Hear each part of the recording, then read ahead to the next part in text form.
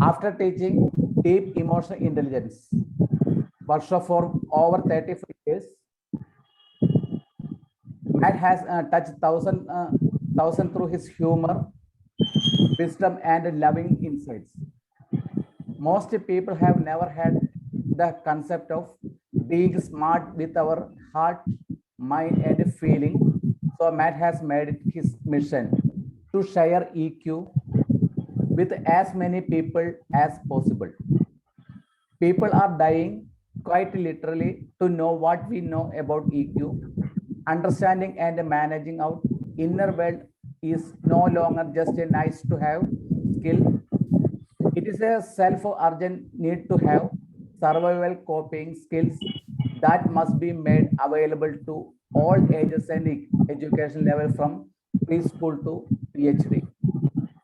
Learning to understand, manage, and enjoy our thoughts, feelings, decisions, and actions is the pathway to inner peace, interpersonal peace, and social peace, ultimately leading to global peace.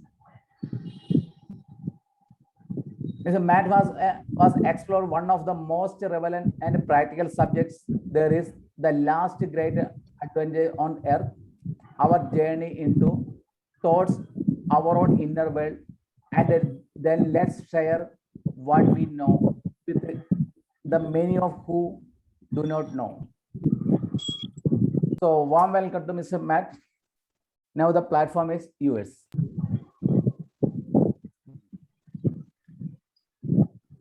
Okay.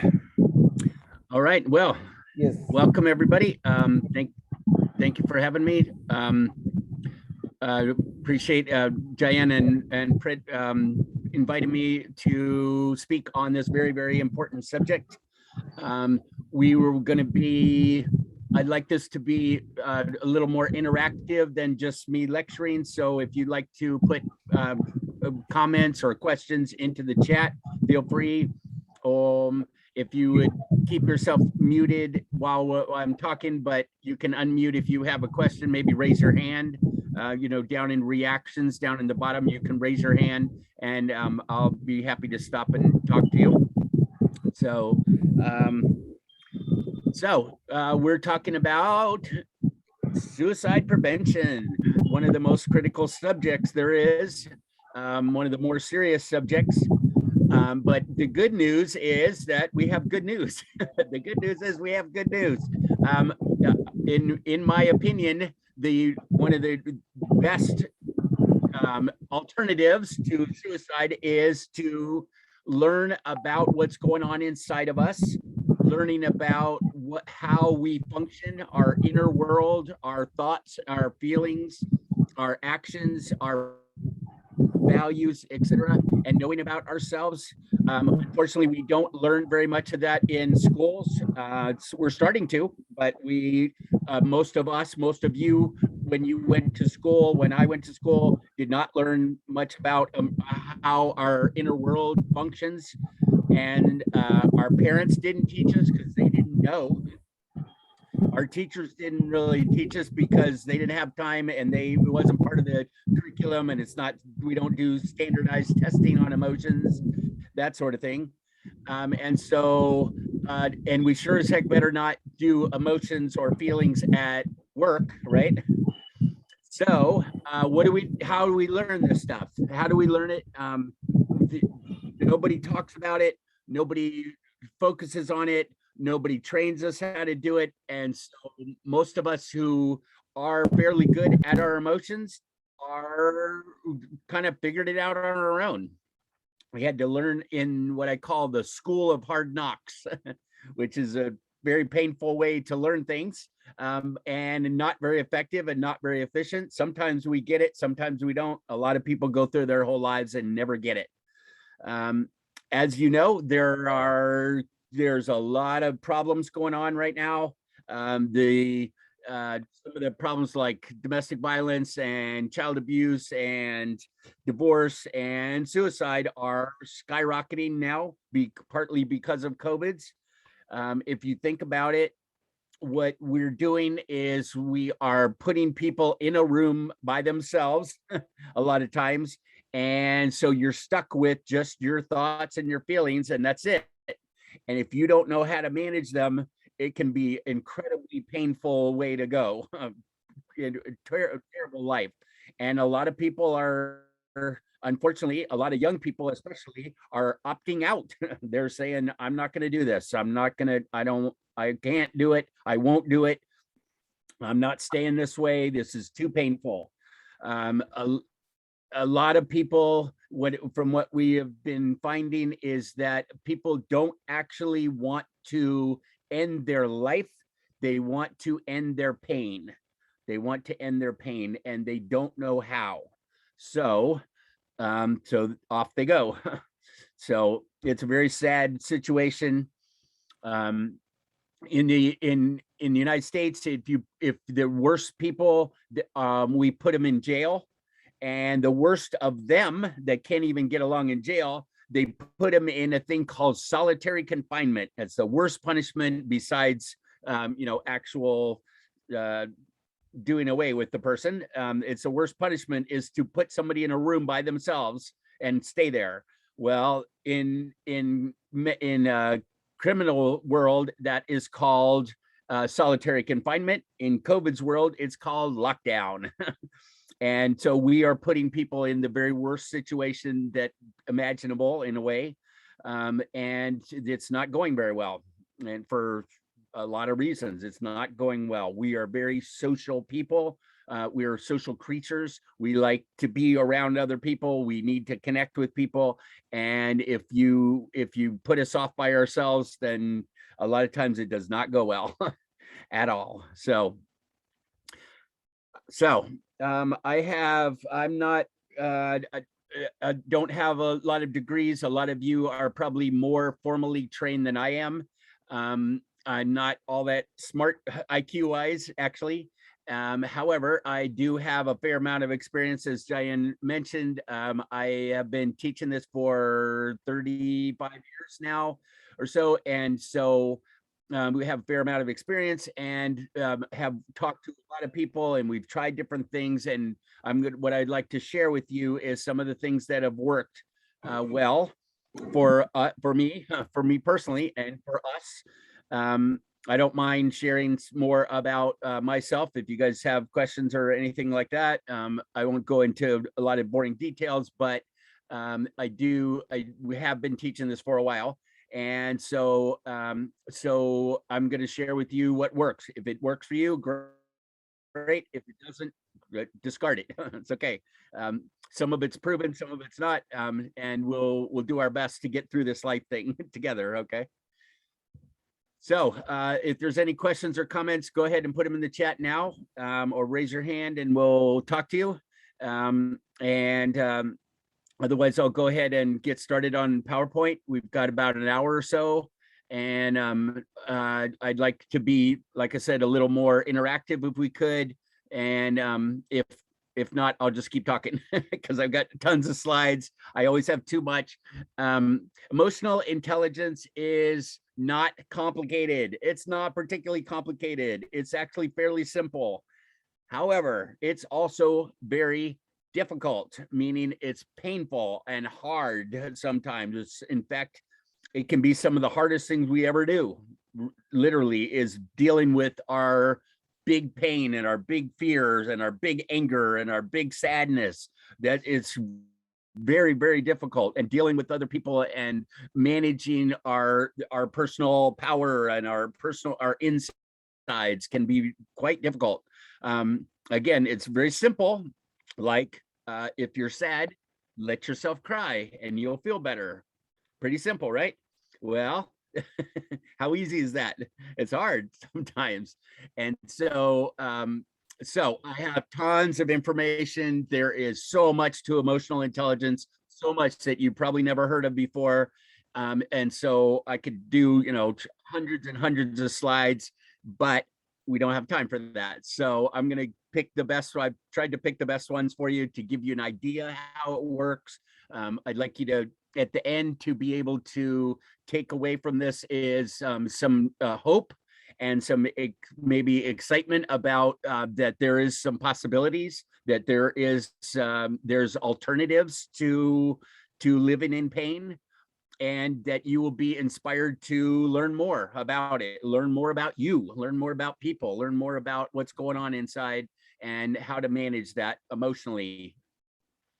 That's my hope. So in chat, very rightly said they want to go away instead of living with pain. Yeah, they wish to live and will, and yeah, yep. There's yeah,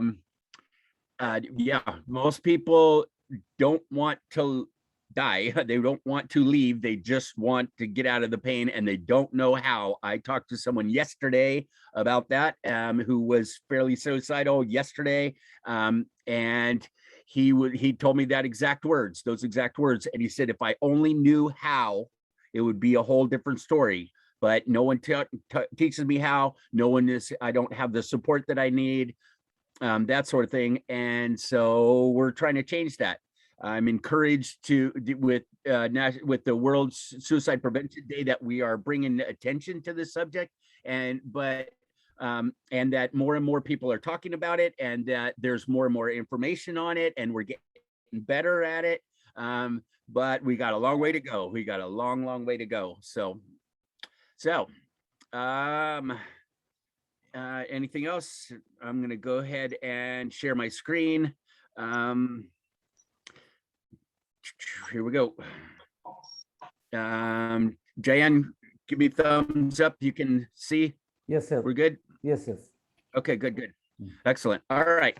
So in my opinion, this is the very real way to do suicide prevention, is to help people prevent themselves from getting that down and getting where they feel stuck and they feel like they're a victim and they feel like the world is doing things to them and they can't stop it. That kind of thing. So emotional intelligence is the key to all of that, in my opinion. That's what we're going to be talking about today. You may or may not agree with me, but that's what we're going to be talking about anyway. 1 second strong thinking. If they overcome for the important minutes, they won't think like that. Okay. Yeah, we can distraction is one of the coping skills. It's fairly useful. I mean, sometimes it can save people's lives by doing good distractions, and it comes back. We gotta learn this stuff, and we have to sometimes deal with the big pain that's inside of us, and otherwise it just stays and it comes back over and over again. So distraction can work for momentarily or temporarily, but it's not a permanent fix, probably. Emotional intelligence. Suicidal, as I mentioned, suicidals don't usually want to end their life. They want to end their pain. Emotional intelligence can help us do that. Suicidals often feel powerless, like they have little or no control over their lives and their destiny. Emotional intelligence can help us regain power and control over our lives by giving us power and control over our thoughts and our emotions. That's what we're left with when we're sitting in a room by ourselves, is just us. And so if we know that we can do something with all of this commotion that's going on inside of us, then we feel like we are more powerful. We feel like we can manage our own lives, and that keeps us from ending it all, right? One has to be emotionally strong and independent. Kusam said, yes. Well, you don't have to be, but I highly recommend it. You don't have to be, but I highly recommend it. And that's what we're trying to. That's one of the objectives here, is to be strong and independent. Anyone point that shouldn't be done from counselor might trigger the thought. Well, yeah, there's debate about whether you should bring this up, and most of the folks I've been talking to or listening to lately say that we do need to bring it up. We do need to bring it up, and we need to ask people directly, are you thinking about killing yourself? Are you? Yes or no? And ask them and talk about it, because most people don't talk about it, and then they're stuck. They think that they not only can't do anything about it, but they don't have anybody to talk about it too. And if you can be a safe person, I think I'll mention this numerous times in here: safety. Emotional intelligence is about safety. It's about safety for ourselves, and it's about making it safe for other people. emotionally safe. Not, it's different than physically safe. It's different. So asking, are you feeling suicidal? Yes. Yeah. Ask them. And then, so I don't think I put this in here, but check this out. The big three I've been told are the big three questions are: one, are you feeling suicidal, or are you thinking about killing yourself? A. B, or two is, do you have a plan? Do you have a plan for how you're going to do that? And C, or three, do you have the means to pull out that plan? Can you do that? Right? Like if someone's going to shoot themselves, but they don't have a gun, then that's, that's kind of right. So do you have a plan to do that? And have you decided that's what you're going to do? And if people answer all of those questions, yes, warning, this is a level 3 emergency. We try to stay with them if at all possible. We try to get them some help right now if at all possible. They need to be not to be left alone. And so if they answer those questions positively, that's the big warning signs. What if they aren't thinking about it and our question triggers the thought? Yeah, that's a good question. And I've heard that before, but that's not, I don't think that's real. Personally, this is my opinion, and you have to make your own judgment because you're the one doing it. But it's not like they never thought of it. You're not going to go, oh, you know what? I guess I could do that. Right. I think I will do that because you brought it up. People who are hurting, they thought of it. I guarantee it. They thought of it, or they thought about it, and they maybe decided not to, but it's just not going to be like, oh, gee, I never would have. That's some idea. That's my opinion. And that's what I've heard other people say. A lot of people are saying now, like I said, ask them, bring up the question, bring it up, and know that I'm hoping, like the fellow I talked to yesterday, he wanted some empathy. He wanted to know that somebody give a damn about what he was going through. And so he needed to talk a bit. And so I tried to make it really safe for him. That was my main goal, is to make it safe for him and let him vent and talk a little bit. And it went well, but it wasn't like I brought it up and he was like, oh, he thinks about it every day, according to him. And so it's very, very painful. If you have a toothache, won't the doctor ask it the same way if you ask them to feel great, a sigh of relief? Yeah, same idea. And you can ask them, more specifically, you can ask them to rate their pain on 1 to 10. How bad is it for you? And what rating it in a number helps them get it into perspective, and it helps you to determine their sense of urgency, your need to be urgent about it. And it helps people also get a little bit. We'll talk about left brain and right brain, but the right brain is where your feelings are, and they get stuck over there. But when you rate it and you jump to a number, that jumps you over to the left brain, and it balances things out a little bit and that sort of thing. But anyway, a lot of the hospitals here in the United States now are asking they ask you to rate your pain, because it gives you and the doctor a much better idea of what's going on. Same thing here. Rate it. How bad is it? 1 to 10. So here's the next one. Suicidals often feel agitated or anxious and afraid and hopeless and depressed or angry and resentful and victimized and abused, all kinds of big, nasty emotions, big negative emotions, I call them, right? Big, nasty stuff. And they don't know what to do about it.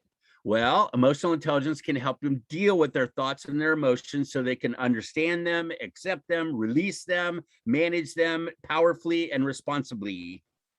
So it's very important that we focus straight on the emotions, in my opinion, again.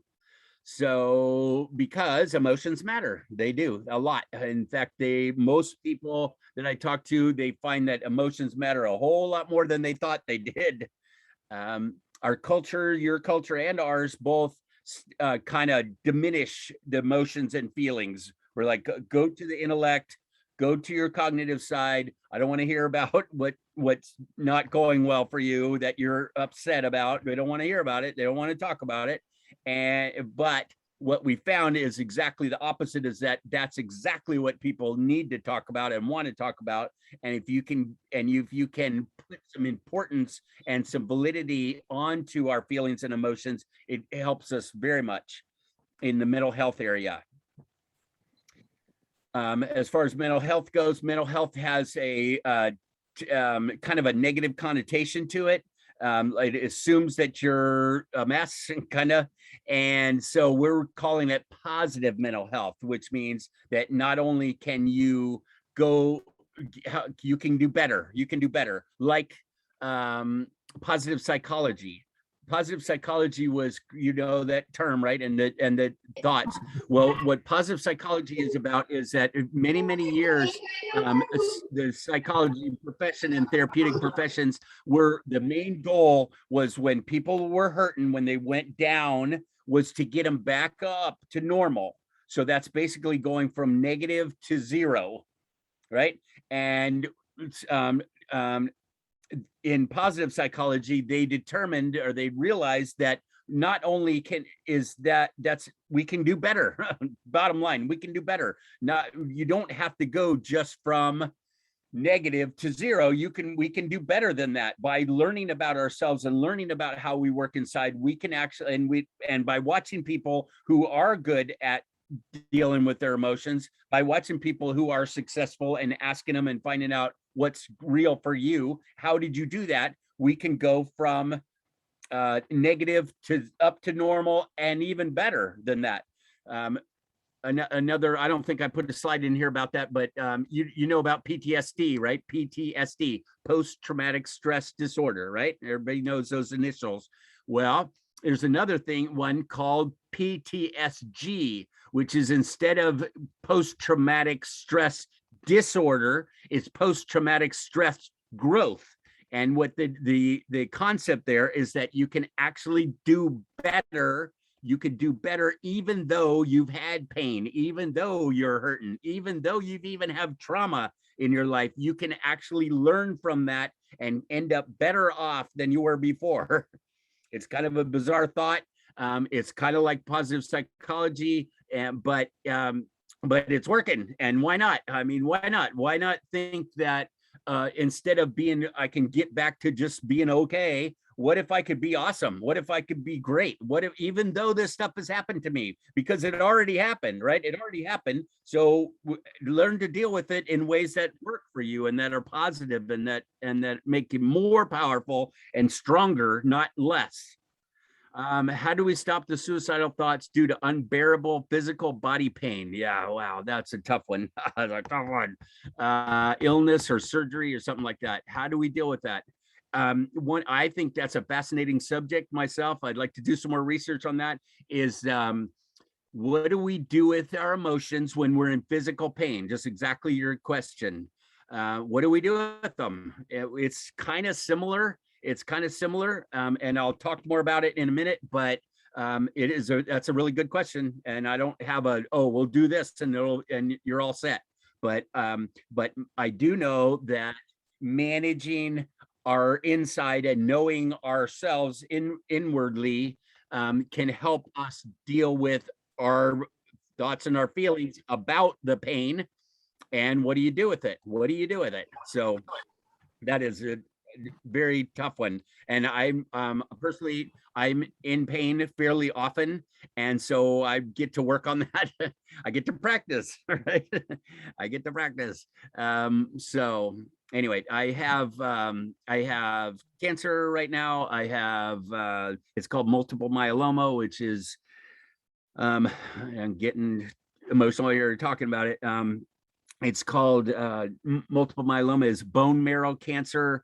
It's technically incurable still. It's technically fatal still, but they are doing better with the meds now. I'm on my third different kind of chemo, and some of it has been ugly. I had a stem cell transplant a couple years ago, and it went really well, but it was not fun. It was not fun at all. I am so glad that I know about emotional intelligence then and now, to be able to deal with that, because wow, when you're faced with whether you're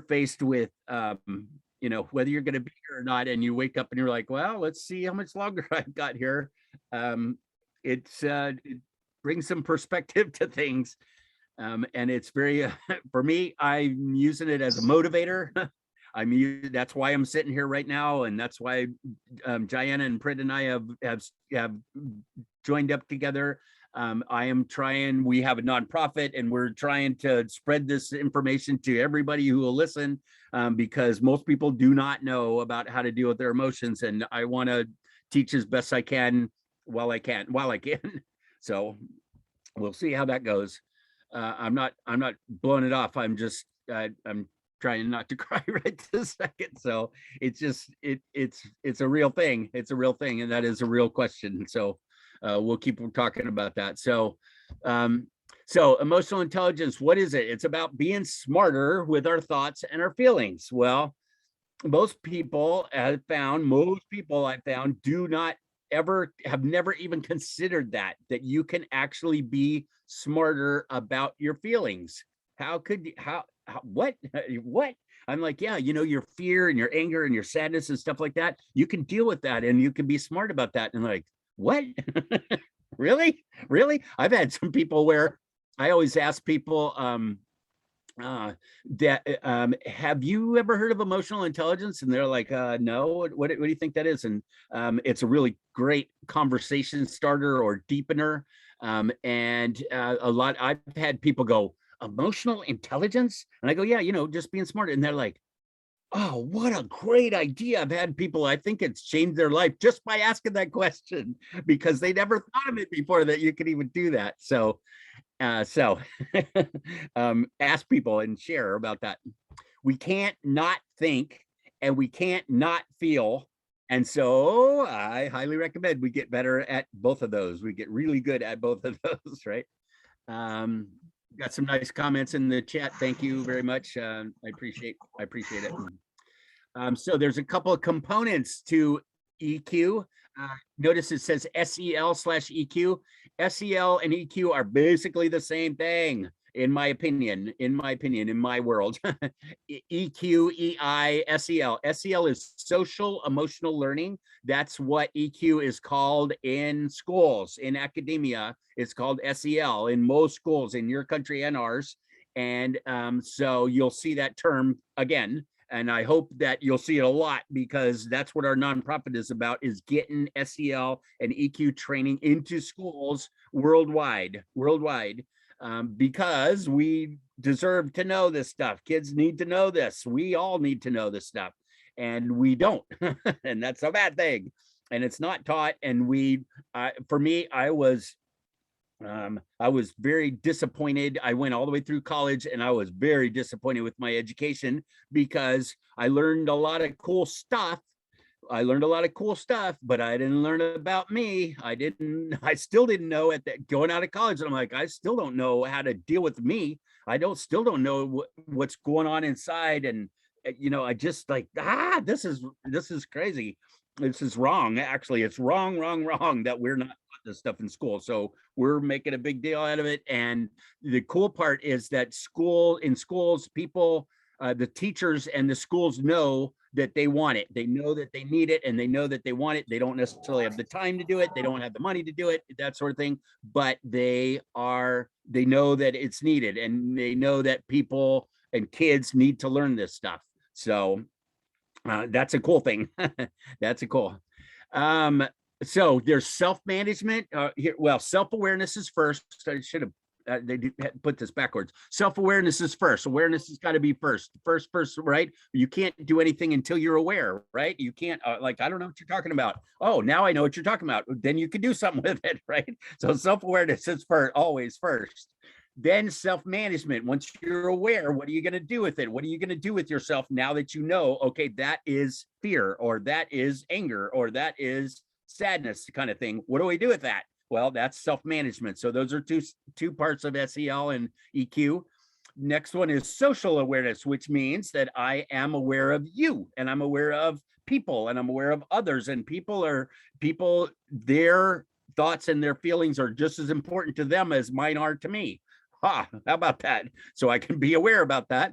And if I'm aware of that, then I can understand that that's how important that is to people. And therefore I can listen better, and I can be safer to people, and I can have better relationships. I can create relationship skills, knowing that emotional intelligence is super important.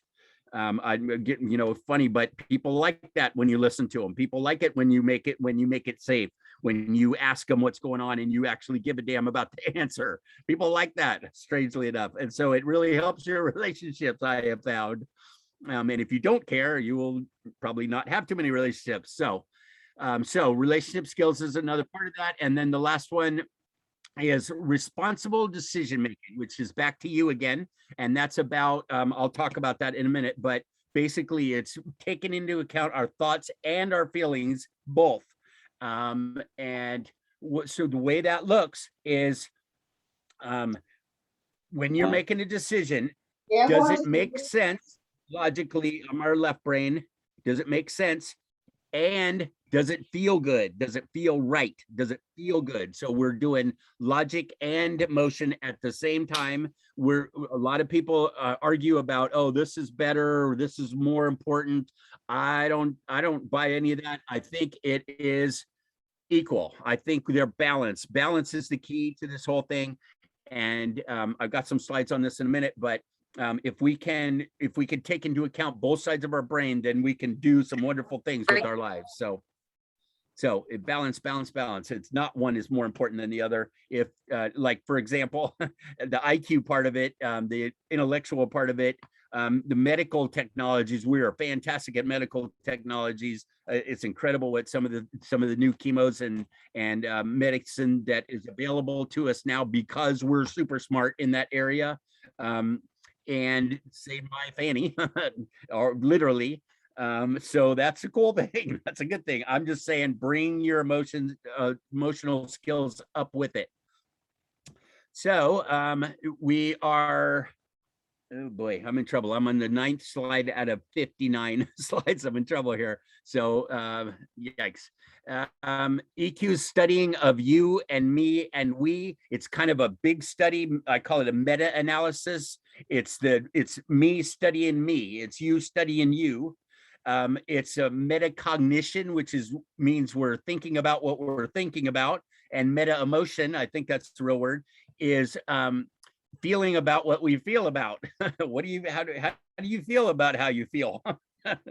It's kind of interesting. So it's a big picture kind of thing and a little picture kind of thing at the same time. And so we can adjust our point of view. I call it POV, adjust our point of view.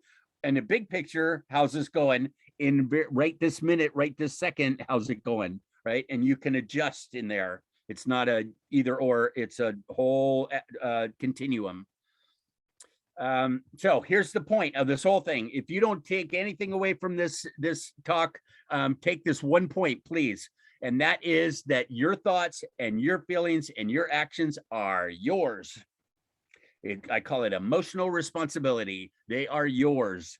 Now, if you take that into account and you buy that, if you think that my thoughts and my feelings and my actions are mine, they didn't do it to me. It's not the outside world that's getting me. It's not it's not COVID's, it's not my parents, it's not the school, it's not the government. They're doing their thing. They just do what they do. What we do with that is up to me. What I do with that is up to me, right?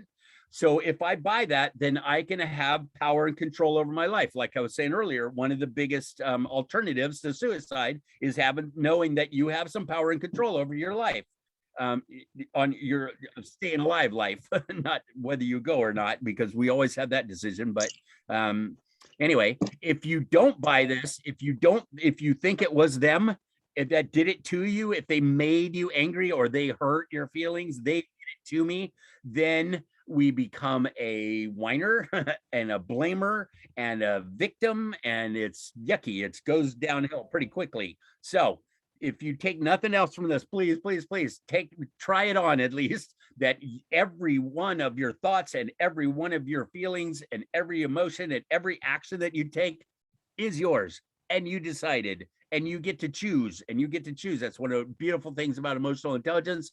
And we can learn to choose wisely. But first, it all starts with emotional responsibility. It all starts there. So what I'm saying is that if we learn emotional intelligence, we then have ER, which is emotional responsibility. That's what we teach in here. That gives us power and control over our lives, which brings us to some peace, some inner peace inside of us, some confidence, some power, some beauty in our lives, that kind of thing. We can bring ourselves to some inner peace inside of us, and that would be an alternative to suicide. So that's kind of where I'm going with this whole thing. And it starts with emotional intelligence, but it begins with emotional responsibility. It's a very, very important factor. Like I said, no matter what happens outside of us, no matter what happens, there's some amazing stuff happening and amazingly bad stuff happening outside of us. We still have the power to control and manage what happens inside of us. And let me go into more depth here to show how that works. So stuff happens. Step one, events happen, right? If you get out of bed in the morning, stuff happens every day. Stuff's going to happen, right? Even if you don't get out of bed, stuff's going to happen. That's outside, just things around us, right? The next thing that happens is that we then have a thought about what's happening and or a feeling about what's happening. Well, guess what we just did? We just took that and brought it inside. We just took the outside world and brought it into our inner world. Now it's ours. Now we got to deal with it. Now it's our problem, because the outside world does not know, probably, and also may or may not care what you're doing with this information. It's your problem. It's not our problem. So now that it's your problem, you can learn to do something with it, and that's a cool thing. But it's it's heavy sometimes. But that's the reality. That's reality. So now it's inside, right? Now we have thoughts and feelings about what's going on. That's inside. Okay. So now here's our steps to processing that stuff. First off, awareness. Like I said, always first is awareness. Okay. Okay. Oh, I had a thought. Oh, okay. I understand all right. I heard that.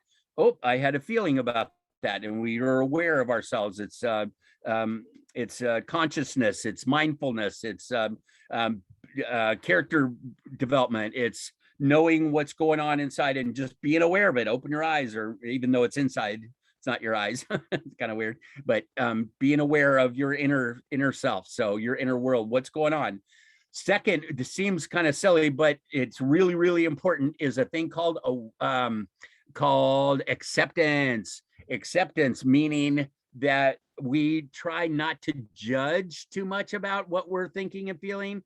We try not to criticize ourselves for that. We try not to put ourselves down. Sometimes in our cultures, we are told that that's a wrong thing, that's a bad thing. Sit down, or I'll give you something to cry about. Be quiet, go somewhere else and feel this stuff. Fit in, shut up, that kind of stuff. But that's all judgment about our emotions and such. And what we found is that acceptance is huge. Acceptance is a huge part of this. We're accepting responsibility. We're accepting that what's happening, that our body is reacting the way it reacts. We're accepting that our heart feels what it feels. We're accepting what's happening other people inside and around with other people. We're accepting the world. We're accepting all kinds of stuff. So getting good at accepting is a huge thing. Go to acceptance. Acceptance is a very cool thing. So awareness, acceptance. Okay, now I see it and I'm okay with it. And now what am I going to do with it? That's evaluation. Okay. All right. I see what's happening. Now I can do what I can do. Then I can make a decision, and I can decide on step 8 to act or not to act, right? Something happens to us. We're gonna do something with this, or we're gonna do something about it. And that's our decision, and that's our our freedom to choose. I got a slide on that in a minute too, but it's our freedom to choose. So awareness, acceptance, and action, or no action. And no action with strong emotions is an action, and it's often a very good idea. A good action is to do nothing, do nothing. But the cool part is that you're not doing nothing because you can't do nothing. You're doing nothing because you decided to do nothing, which is ready? Power and control over your life, right? I'm deciding not to do anything. I'm deciding to not hit anybody. I'm deciding not to blast somebody who just said something stupid to me. I'm deciding not to tell my boss or my instructor what I think of them. I'm deciding not to, but that's in charge. I'm in charge of me, right? They didn't make me do that. I'm doing that. And so action or no action, and then a bunch of actions become our behaviors and who we are, and that's the results we get in our life. So we're going back outside again. So again, stuff happens outside, we bring it in, we got to process it, we become aware of it, we accept it, we decide if we're going to do something about it or not, and then we bring it back outside and do something with it or not. That's up to us. So you get the idea. So anyway, they didn't do it to you, you're doing it to you. So here's another way, kind of sums it up. Thoughts and feelings are in the inner world, your actions and results are in the outer world. You get the idea. All right, so here's some really good news. I think this is super good news. Nurture versus nature, that's the whole argument. You've probably heard it before. It's a cool argument, but check it out, is that we are born with only a few fears. We only have a few fears when we're born. I've heard, and there's some argument about this too, because there's lots of experts and they are absolutely sure, and they disagree with those other people that are absolutely sure. So anyway, that there's two fears. What I've heard is that we're born with, which are fear of falling and fear of loud noises. Babies are born with those two fears.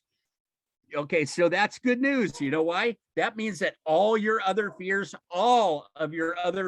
and all of your anger, well, how much anger are we born with? None, right?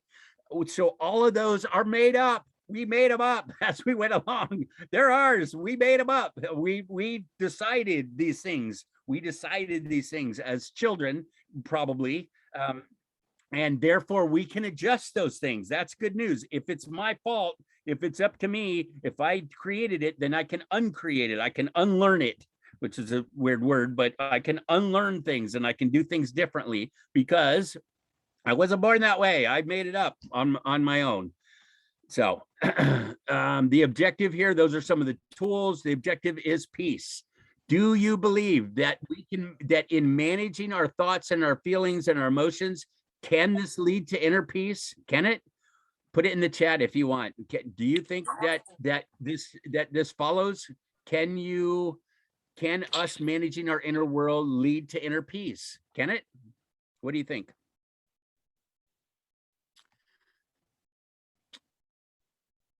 I think it can.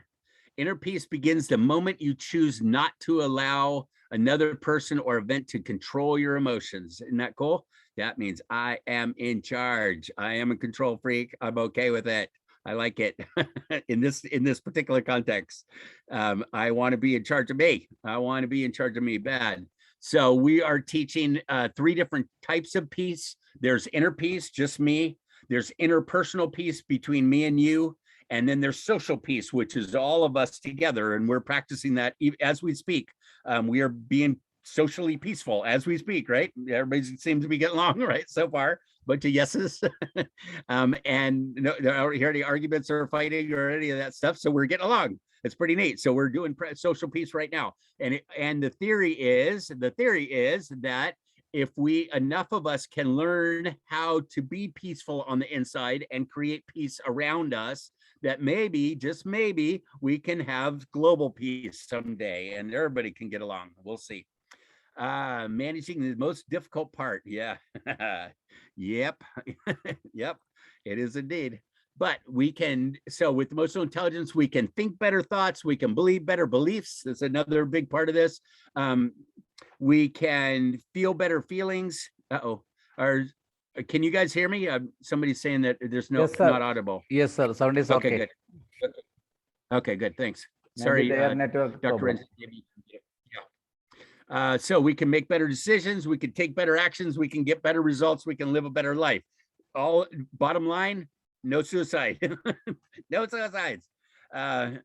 The thought of I'm the responsible for all will give more peace forever. Yeah, I hope so. It is kind of heavy sometimes. It can be, you know, it's again simple, right? Oh yeah, just take responsibility for your life. Well, sometimes that's pretty hard, but it can be pretty heavy. But I think it's the way to go. I think it's the way to go. It's working for me and lots of other people that I know. I think it's the key to a lot of this stuff. So we can get with EQ, we can do better choices, and we get freedom, we get personal power, we can have more love, we can have more intimacy, we can feel more alive, we can get better results, we can be more successful, we can be a leader if we want to, or a follower if we want to, or just equal. It doesn't matter. That's where we have the choices here. We can celebrate ourselves. We can have self-esteem and care about ourselves and some self-love. We can find our purpose for living. We can build teams and relationships and families and have positive culture and all this stuff with emotional intelligence. Just this one skill. And how much does this cost, by the way? This is another magical thing about emotional intelligence. There's an art and there's a science and an art and a magic to emotional intelligence. The science is how our brain works and how our heart works and the way our synapses and our amygdala and our prefrontal cortex and all that good stuff. I'm not going to go into that. It's interesting and it's cool and it's happening and it's real. That's all the science of it. The next part, the part that I'm talking about, is the art of it, which is how do you do this? How do you do this? How do I put this into my life? That is that never ends. You get to deal with that the whole rest of your life, which is pretty fun. And you get to be really creative with it, which is really fun. And then those two together, between the science and the art of it, is kind of magical. And one of the magical things about emotional intelligence is that it is 100% totally free inside of us. We are born with all the tools we need, all the emotions that we need, all the thoughts that we get. Most of us are born with some really good stuff going on, but we just don't know how to use it. So it's an education thing.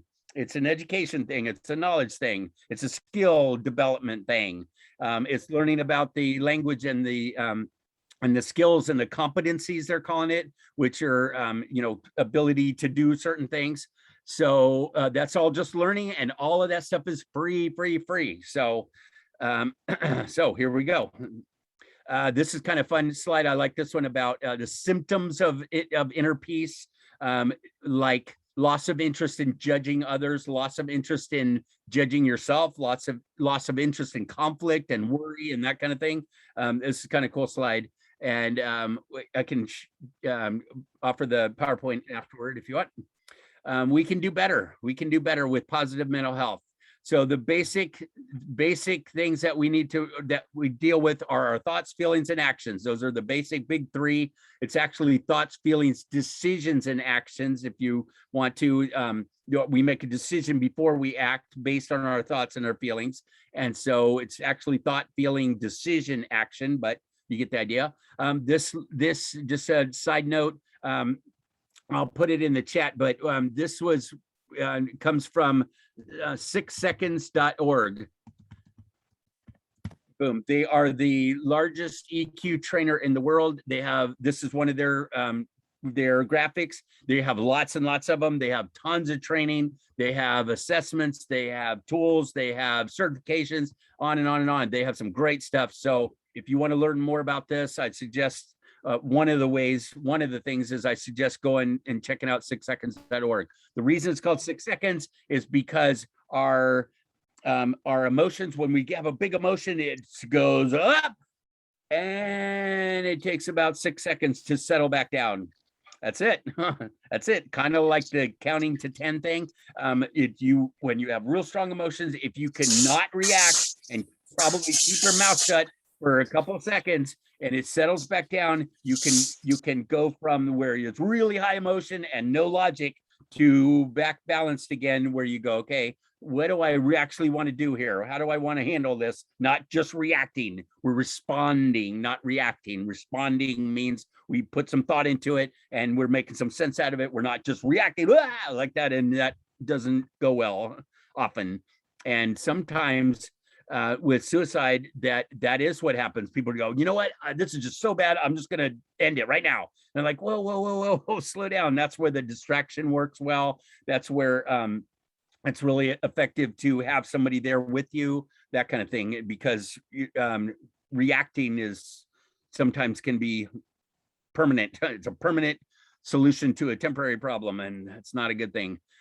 So cognitive CBT therapy, you guys probably familiar with CBT. It's one of the most popular modalities of therapy there is. And they talk about thought, feeling, action, same idea. And that CBT is cognitive behavioral therapy, CBT, which is left brain behavioral. Now, for me, we've been working with a therapist, a good friend and my mentor for 20-something years, and he said he's a CBT therapist, and what we're trying to do is actually expand it so that thanks. CBT is the best therapy, but check this out. What's missing from CBT is cognitive is left brain, behavioral is your actions, right? What's missing? Your thought, your emotions, emotions. So he made CABT, which is cognitive affective behavioral therapy, because in CBT, they say, well, if you change your thoughts, you can change your emotions. You'll change your emotions. If you change your thoughts, you'll change your emotions, like that.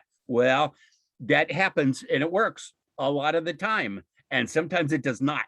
Sometimes it does not, because the emotions are so big that you just changing your mind about it doesn't do any good at all. It doesn't change anything. So we got to deal directly with the emotions also. We got to deal with the emotions also. If we can do both sides, we can do some amazing magical things with our lives. If we're just doing one side, we can do some things, but I won't cut on it, but because it's great stuff. But add to it add the emotional component to it is really important.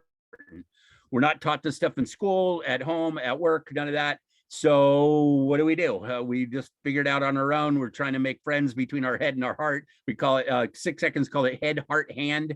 CABT, what's CABT? Cognitive affective behavioral therapy. I have lots of information on that if you want, but I'm not going into it in this, but it's just adds the A is affective, which is feelings. So like this, right? Okay, we're good at our IQ. We're not very good at our EQ. This guy is all right. We gotta bring up our EQ consciously and purposefully, and make it balanced, because we learn about our IQ, but we don't learn much about our EQ. So we want to bring this up. And this guy's got his arms out so he can fly. Otherwise, the guy on the other side, he's going to fly around in circles and it's going to be ugly. So Aristotle said, educating the mind without educating the heart is no education at all. Well, that's a little bit severe. I think that you get the idea, though. You're saying we got to do both sides. You get the idea.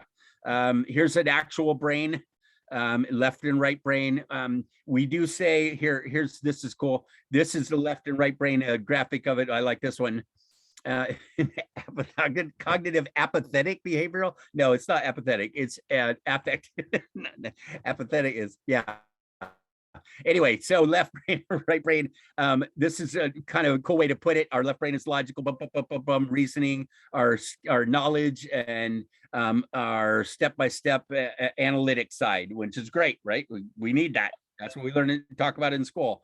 But we also need the right brain, and our right brain is our colorful, beautiful, creative learning. That's where our peace is. That's where our senses are. That's where our emotions are. That's where our freedom is. That kind of thing, and our creativity, our values. I want my right brain. I use my right brain a lot. I'm not as left brain oriented. I call myself a right brainer. There are people that are left right brainers, which means that they talk about their emotions and they can analyze their emotions and they can list their emotions, but they never do their emotions. They never actually go there ever. And that's called a left right brainer. That's what I call them. Me, I'm so emotional that sometimes it doesn't even make any sense, but but I'm trying to learn about emotions and stuff. So I'm heavy on the right brain, maybe too much. My wife would probably say, come on, dude, think about this a little bit. So I'm working on that. Anyway, so Viktor Frankl said, this is the same step again between stimulus, which is outside of you, and response, which is inside of you. There is a space. There's a space. In that space is our power to choose. Our response, it's our power to choose, right? That's what I was saying earlier. No matter what's happening outside, we get to decide what's going on inside. In our response lies our growth and our freedom. I think that's just beautiful. It's the difference between what's happening outside, what's happening inside. Makes all the world different. We can work for positive emotional brainstorms. All right, brainstorm. Yeah. Okay, cool. All right.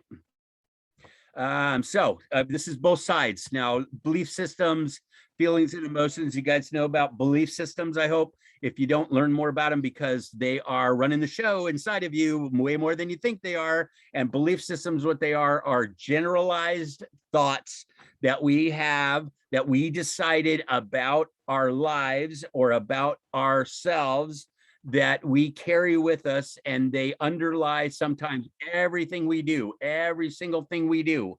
Like, for example, okay, well, for me, I've got slides on this, but on this about event happens, and then we put a meaning on it, and we generalize what happens with that, and we decide as a kid or as a person, what does that mean, right, about us and or to us, and then that creates feelings, and then we decide and we do behaviors based on those feelings. Well, those meanings, like for me, was when I was growing up, my dad was in the Air Force, in the United States Air Force, and so we moved a lot. And so for me, it was really difficult because I lost my friends all the time. I'd be losing my friends. Either I was leaving or they were, because they were military also.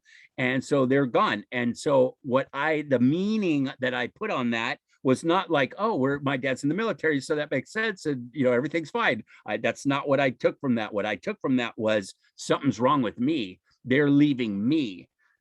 I'm not very lovable, and nobody wants to be around me, and there's something wrong with me. Must be something wrong with me. Kids are really good observers, and they they see what's going on, and they feel what's going on, but they don't know what's going on. They're not really good at interpreting things. I wasn't, logically you could say it had nothing to do with me. They were moving, right? We had to move. That was the deal.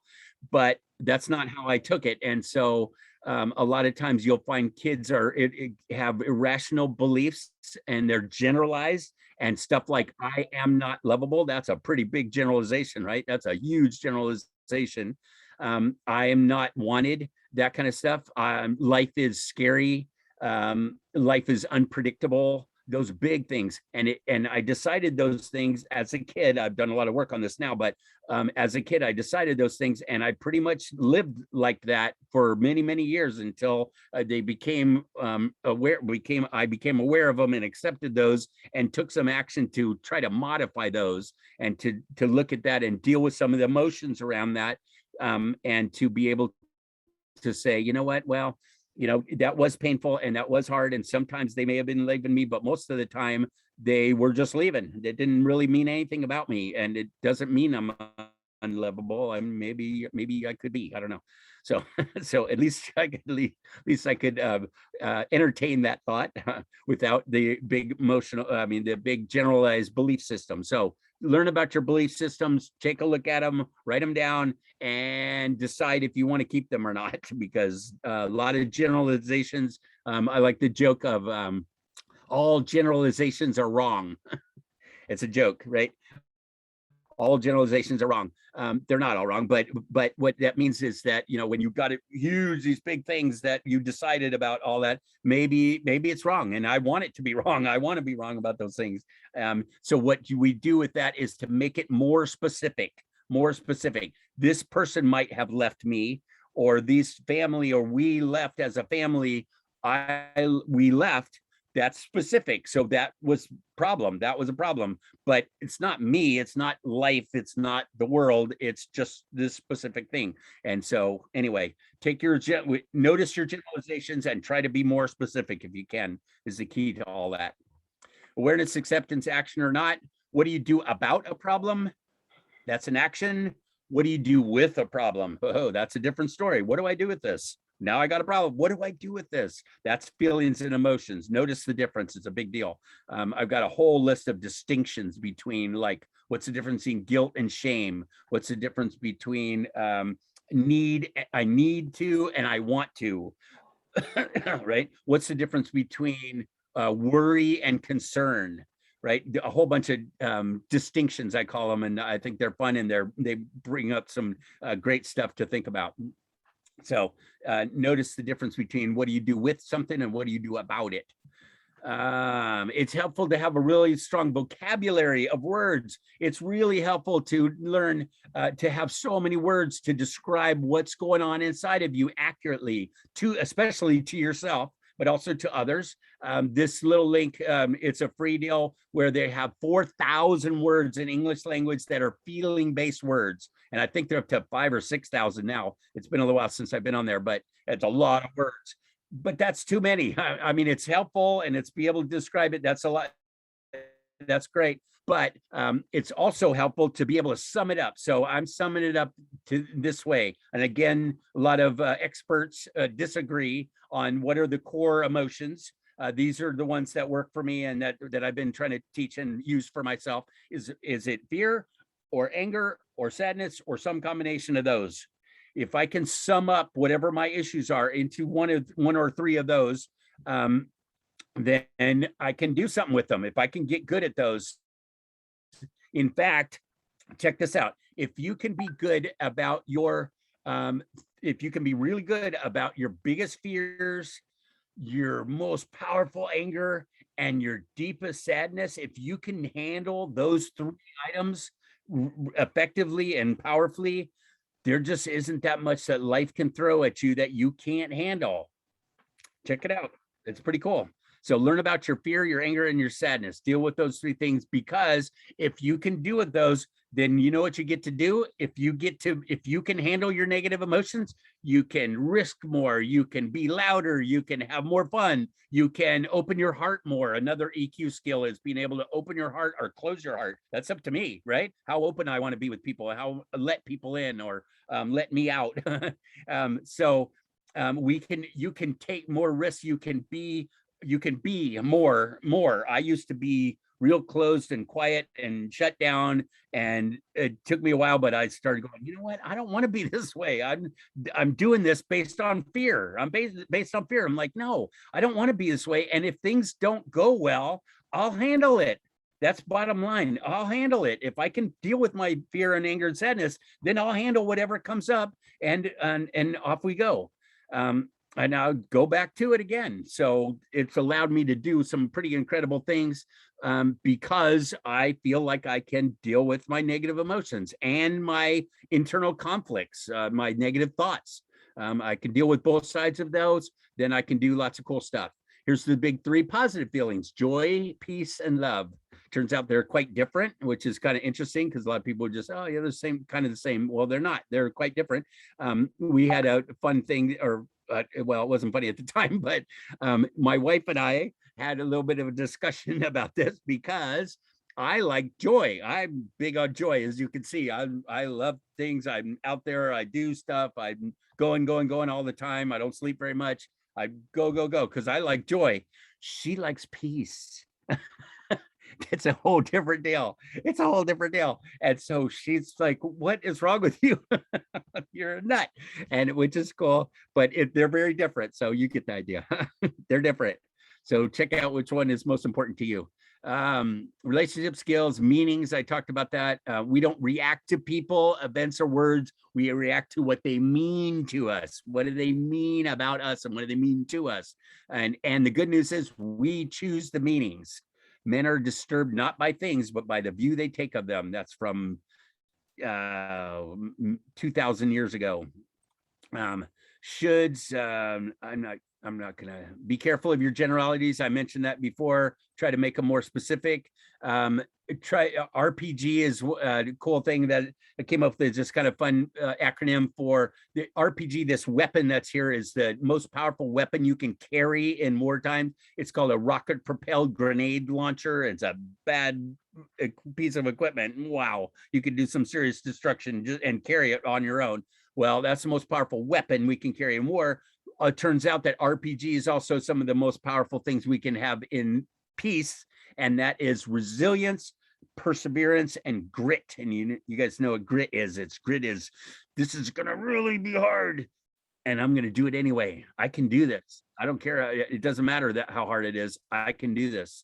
So that's what grit is, and resilience. Perseverance. Plug on. So in here, I've got a quiz, a self-assessment quiz. Got 7 questions that you rate, but we don't have any time to do it, I'm afraid. So we're gonna have to skip that. Sorry. Here's stuff that's happening. All the things. Here's what the world sees, and here's what's happening underneath the water. What they don't see. So when stuff happens to us, we have 3 choices. We can either let it define you, let it destroy you, or can let it strengthen you. I guess I probably should put this earlier because it's kind of to do with that post-traumatic growth. What are we going to do with it? Well, I'm going to end up better off because of it, because I'm not willing to be worse off because of it. So I can let it strengthen us. So here's some takeaways. First and foremost, as I said, accept emotional responsibility. Try it. We're at choice about what we think and feel 24/7, 365, every day, every night, every time, every wake or not. We're at choice. And that's a beautiful thing. We have the power and control. So if we want it, if we are willing to be okay with ourselves. So accept emotional responsibility. That's the biggest thing. Second, this is new. This is stuff that we don't teach in school much. And if you know some about emotional intelligence, please tell somebody else about it. Please just ask them. Have you ever heard of emotional intelligence? And whether they say yes or no, you can like I said, it makes a great conversation. If they say yes, you'll go, well, what does that mean to you? And you start a cool conversation. Try it. It's really neat. And if they say no, you go, well, have you ever considered that you can be smart about your thoughts and your feelings? They're like, what? And you're like, yeah, you can. And then you got a whole other cool conversation. So try it. So please tell somebody else about it. We don't know, and we need to know that people don't know, and people don't know that they don't know. And so they're not asking, but mostly. So we need to go, hey, you guys, this is pretty important. So let's learn about emotional intelligence. I like this quote: with great power comes great responsibility. Anybody know what movie that came from? It's a really cool statement and a really good movie also. But it applies here. Yeah, Spider-Man. Very good. Very good. Yes, it is Spider-Man. And so learn EQ, teach EQ, model EQ, share EQ. EQ is a cool thing. Here's some resources, different books that link to those 4,000 words. Here's a book that I wrote on emotional intelligence, the self-assessment quiz, etc. And here's me. We can be friends if you like. We can join our nonprofits called eqforpeace.org with the number 4. Go check it out and join up with us, because we have a lot of teaching to do. We got a lot of sharing to do. Diana and Prit have joined up with us, and we're trying now to bring it to the world, and just like we're doing right this second. And it's huge. We're making huge changes, and people are digging it. It's very fun. We're really having a good time, because people are like, wow, this is a great. So I'm having a very good time. Facebook, email, WhatsApp, whatever. So there we go. I'm going to stop sharing. Anybody care to share any takeaways from this? What you're taking away from this? What would you hear? Would you learn? Anybody? Any questions? Feel free.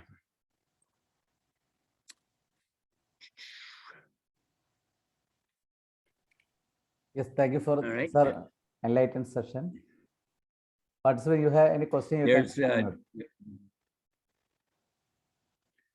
Jan put the link to feedback form in the chat if you want to give that a shot. Otherwise, Good morning. what else? yes, continue. Oh, yes. Hi. Yes, Hand hi. raised. A very good morning. And thank you so much for a wonderful session. It was really enriching, informative, and I love the way you conducted it. I love the zeal and the enthusiasm. And surely the vibes of positivity touched us. And sharing your personal life also was so helpful. My question to you here is that when we Yes. talk about helplines and when we talk about suicide prevention, and if at all we do share, ask about, do you really feel, do you contemplate suicide? And somebody said Yeah. yes.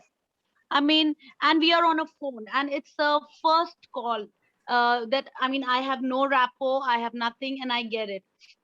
Now what's the second line of action from the person who's receiving this call? If it is a helpline, what is it in your country? Do you really call 911, call the police, or ask, because this person might be sitting inside dark alone in a room and talking to somebody? So how do you proceed further?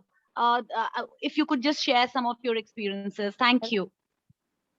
Yeah. Thank you for the compliments, and that is a very good question. Some of the people on this call might have more experience than I do with dealing directly with suicidal folks. The fellow that I was talking to about it yesterday, who worked with the U.S. Army on that, he said that what they would try to do is try to work with the person to find their purpose, that they have lost their purpose for living. And if you can help people find what is their purpose, what are you here for? What could you do? And some of the questions were like, what do you have to do? What is you have to do? And that's where they feel powerless, and that people are making them do things. What could you do? What could you do? What's one thing you could do to improve your life right now? What's one thing, even a small thing, even if you get up and go get a glass of water and come back, that you have, we call it a pattern interrupt, that you're not thinking about just this one thing and focused on the suicide, that you interrupt their pattern and try to go somewhere else with it. Your other question was, do you call 911 and get some police help? Yeah, sometimes we do. Sometimes it takes a while for them to get there. Sometimes they never show up at all. And so we got to have some backup plan. A lot of times we have to stay on the phone with them and try to keep them talking, and keep them moving, keep them exploring, help them explore a little bit. There's a difference between venting. One of my distinctions between venting and complaining. Difference between complaining and venting. Complaining is kind of a whiny powerlessness. It's this stinks, and poor me, and blah blah blah, and that's what a lot of people feel. But if you can help the person switch that to venting, the different venting is kind of magical, and it's not much different, but the difference is that you're taking control and you're taking charge of what's going on inside, and you're like, I'm angry about this, I am really angry about this, and I don't want to carry this around in my body anymore. So what we found is that we can help people find their fear and anger and sadness in their body. Actually find it. Where is it? Where do you keep it? The guy I was telling you yesterday, I asked him, where do you keep your anger? Because he was an angry dude. And he said, oh, I keep it. He answered right away too. He knew exactly where it was, which means that he'd been thinking about it. And he said, I keep it in my back, in my neck, in my shoulders. I'm like, okay, what's there? Let's go look and see what's there. And you can help people explore what does your fear look like? What color is it? How hard is it? What is it, shape is it? How is it soft, or is it pliable, or is it big? Where is it? And you can find it in your body, and people carry stuff around for real. You can't see it, but you can certainly feel it, and you can do something with it. It's called we use neuro-linguistic programming, NLP, which is a wonderful modality also about how we take in information, how we store information, how we retrieve information, how we release information. So we have this thing in our neck, right? We'll grab a hold of it, and you just kind of imagine, but it becomes real really fast. It's pretty cool. It's kind of magical, same kind of thing. And what do you want to do with it? Well, you can make it turn into butterflies and float away, or into snowflakes, or have it drip down outside of you, or you can, lean back like this and have it just drop with gravity, or whatever you want to do. Use your imagination, but it becomes very real. It's a surprise. It seems like you're just playing, and it seems kind of stupid sometimes, and you feel silly doing it, but it becomes very real for the person, and you find people just burst into tears. And when you like, do you want to let go of that? I'm like, no, I don't. And I'm like, okay, why are you holding on to it? What is it protecting? What do you need that for? And you'll find that people have a very good reason. We carry pain for a reason. We carry this stuff around for a reason, and for a good reason, for our benefit. Usually, sometimes it's for punishment, but usually it's not. And so you can do stuff with it. So try it. Use your imagination and try and find those feelings inside of our body, and release some of that stuff. So I'm not sure if I answered your question exactly, but like I said, I've got so much information about this stuff that it's hard for me to go. I just go, sorry. But anyway, yeah. Thank you so much. That was really very, very helpful. Thanks. Okay. Any more questions? Patterson? Sorry. Sir, thank you very much. It was a wonderful session. Yes. Gave a good insight into emotional intelligence and how it can be used for preventing suicide, as well as to go in the positive direction to build our personality. Sir, I have one small clarification. Of course, it is slightly off the tangent. I'm an in-depth reader of philosophical scriptures, various scriptures in the world. Most of the scriptures fundamentally helps to build the emotional intelligence. Like whether it is Bible, Quran, Bhagavad Gita, you take all the scriptures in the world, mostly they help us to build our emotional intelligence and live happily, live cooperatively. If that is the case, why we are getting into war on the basis of religion?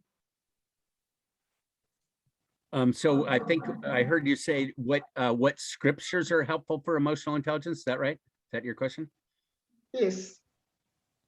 Okay, good. I'm again not an expert in that department, but a couple of them are like be angry and sin not, which means deal with your anger, deal with it. Be angry for a minute, and don't let the sun go down on your anger. That's another one.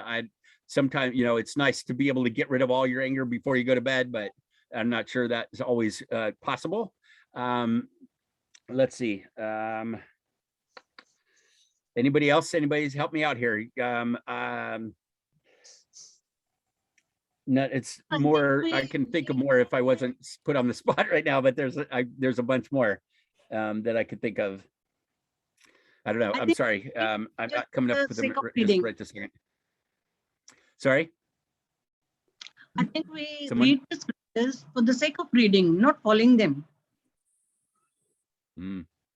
Not following the teachings of the scriptures. Yeah.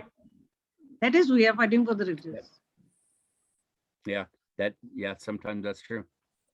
Yeah, we quote the scriptures for our own benefits, not the true meaning. That could be the reason. Yes. Thank you, ma'am.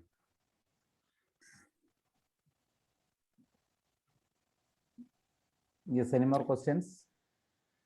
Hi, sir. Very much thankful for your kind presentation, sir. Okay, it is very helpful for us. Actually, sir, I have one doubt regarding, sir.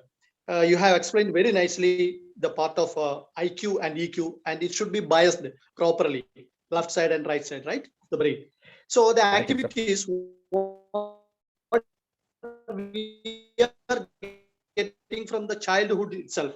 Okay, a person up to his 30 or 40 years, he doesn't have EQ. Okay, so he's getting he's not know how to handle the feelings, emotions, or the hurdles, whatever is coming. That's why he's getting some psychiatric, psychological issues like disorders or something like that. Okay, sir. So is it possible to make him correctly biased even after he's born and brought up and he reached around 35, 40 years, what he passed? Is it possible, sir? Exactly. Is it possible? Yeah, absolutely. Absolutely. I've seen people, we've had, we teach a real intensive weekend workshop.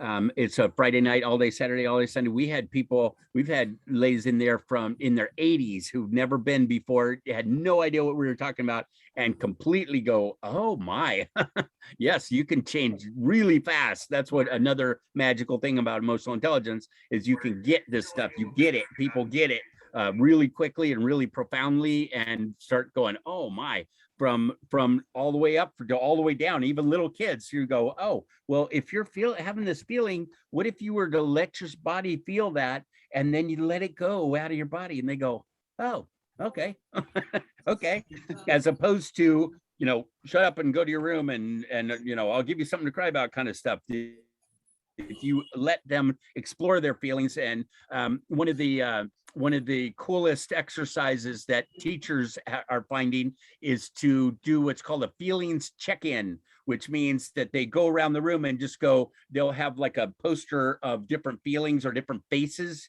right? Feeling different things, happy, sad, afraid, all that. And they go around the room and go, okay, so what are you feeling right now? Just in a 1 or 2 or 3 words, what are you feeling right now?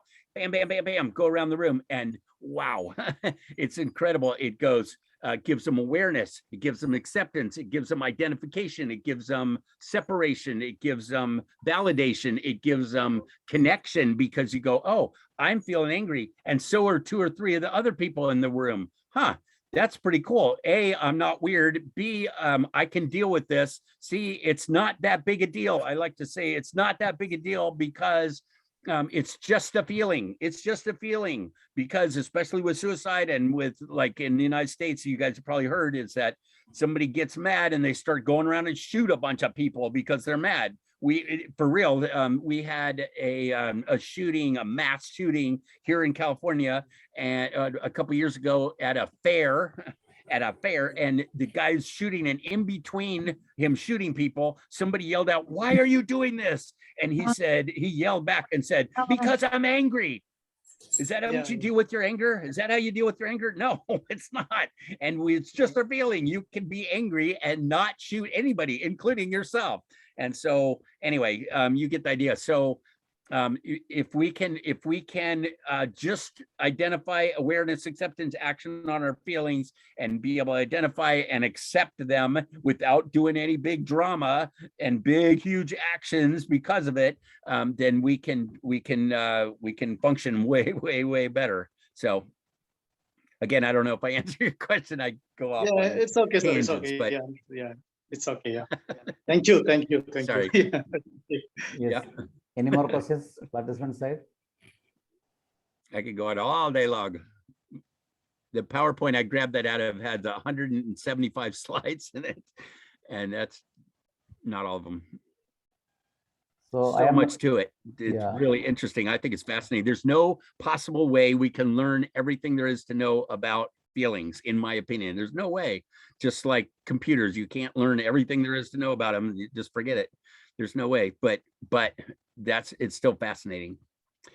Suicide cases increasing number in India, especially youth and students. Yep, us too. Bad, really bad. And it has to do with expectations. It has to do with disappointment. It has to do with respect. Those are all thoughts. By the way. Another really cool skill is being able to differentiate between what is a thought and what is a feeling, right? There are big difference.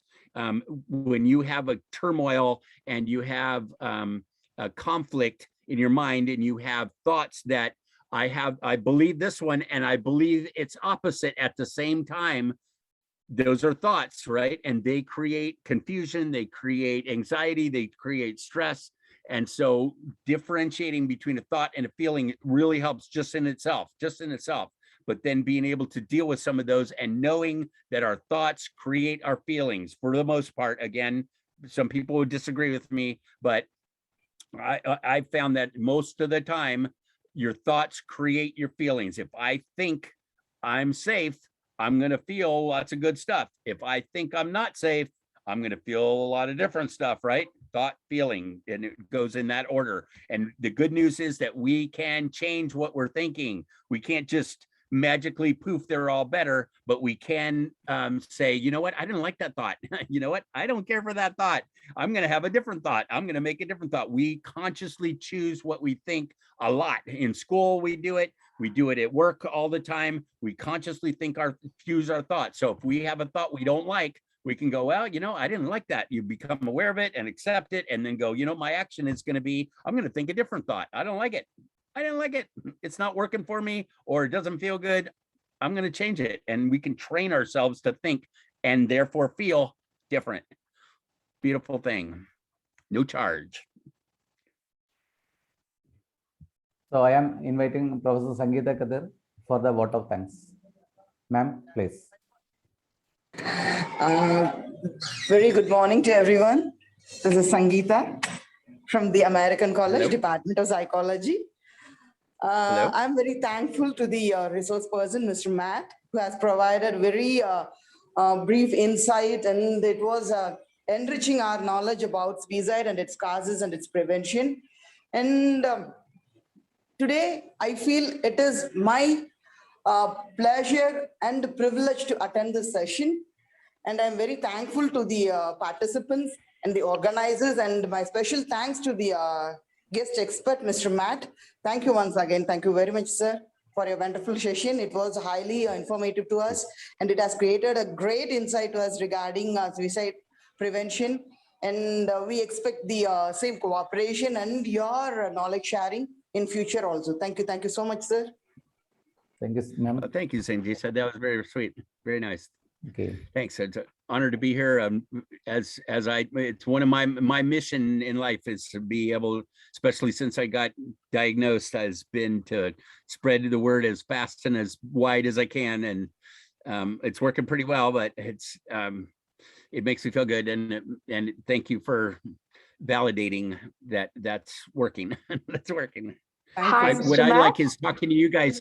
I like talking to you guys because you're just, excuse me, just a second. You guys are what's called ripple makers, what I call them, right? We're doing, we're focusing on teachers, parents, and bosses because they're a step up, right? And they have the most ripple effect. If we can talk to teachers, right? Go to the students, parents go to the kids, and bosses go to the employees, and we can have much more ripple effect if we focus there. So you guys are perfect for that. So go ahead, Krishna. I had a question. Hi, Matt. Hello. Yes, continue, ma'am. Good morning. It was a wonderful and insightful, also a lot of informative you gave in this webinar. Thank you. Thank you so much, Mr. Matt. Quite welcome. Quite welcome. Enjoy. Take it with you. Share it with somebody else. Tell somebody else about it. That's my biggest request. Tell somebody else about it. It's very cool. Okay. And it's funny you guys say good morning because it's 10 p.m. here. It's very dark out. In India, now morning 10:45. I understand. I'm That's doing why 2 more I of these told you workshops good tomorrow morning. morning because, yep. Yeah, tomorrow for me in the morning, I'm doing one at 3 a.m. and one at 5 a.m. with Jayan and Prit, also one of them. And the other one is with a police sponsored conference, which is great in Chandigarh. So I'm going to be up early again. That's okay. Tomorrow's, World Suicide Prevention Day. And so it's very important that we do what we can. Very happy about your session, Matt. So we can wind up. The sir can take the rest. Yep. Okay, sir. Okay, good Jay. night. Okay, good night. Okay, see you tomorrow. Okay, bye. All right. Yeah. Yes. Thank you all. Take care. Okay.